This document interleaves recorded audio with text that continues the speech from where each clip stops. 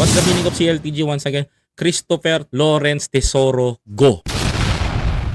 Mga kababayan ko. Ito ho pakinggan nyo ho. At hindi niya raw kilala ang tinaguriang flood control king and queen na sina Curly at Sara Diskaya. Dinideny na po ni Senator Go itong flood queen and queen na si Diskaya, mga Diskaya, mga kababayan ko. Ama ng senador, si Desiderio Go, ang owner ng CLTG Builders. CLTG Builders. So ayan na, para malaman nyo ha. Ito ho ito ay balita ho ito.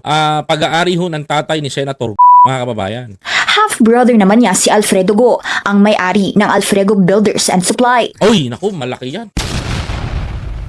Medyo nakakakilabot to. May biruin mo Like I said mga kababayan, there is a conflict of interest Kung titingnan nyo mabuti, yung narrative na to. Kung titingnan nyo, yung tatay niya, na si tatay ni Senator mga kababayan ko, is may-ari ng CLTG. And then yung kapatid niya, Alfredo, ang pangalan ng kumpanya, mga kababayan ko, is may-ari ng isang kumpanya rin ng kumbaga builders din. And Alfredo Builders and Alfredo Supply Materials.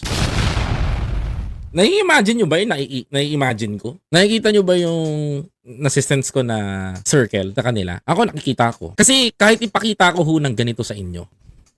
Yan ho si Desiderio Go, father owner, and si half brother niya si Alfredo, na may-ari ng Alfredo.